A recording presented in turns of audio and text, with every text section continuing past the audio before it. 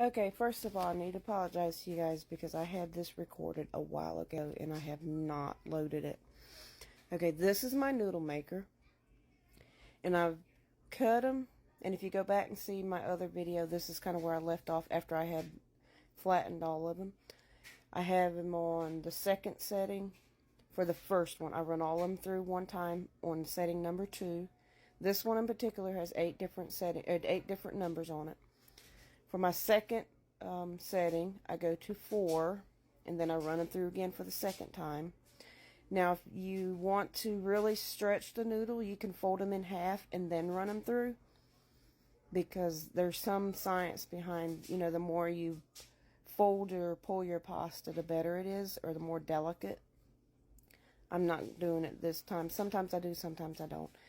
And I am now running through for the third time, and I'm going to finish all of them for the third time, and then I'm going to show you the next step on how I place them for them to dry, because I don't have pasta racks.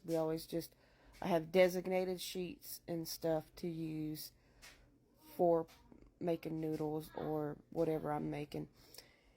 And I'm going to hang like half of the noodle down, and then I'm going to let them dry for just a little while, and then I'm going to flip them where the top half can dry. But you don't want them like dry, because you won't be able to cut them. And then this is the attachment. It just slides onto the front, and I cut a few of the wider ones, and this is the one that the English people prefer. But growing up, we always used the spaghetti one, is what we called it.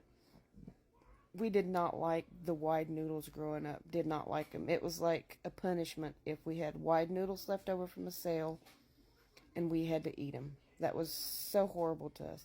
But these got just a little bit dry. I ended up going outside doing some work in the yard, and time got away from me, and my noodles got too dry on the edges, so it makes it super hard to cut through. And if they do get too dry, the wider one always works better to cut drier noodles. And then I'm just going to mix all these together because they're all going to end up in the same pot, and it'll be fine. But then I lay mine out on a clean, dry sheet. I always go white, and I pile them like this, and then I'll just go through every hour or two for the first 8 or 10 hours and just kind of fluff them up so they don't stick together in a ball. And you want to let them cure for 5 or 6 days before you bag them.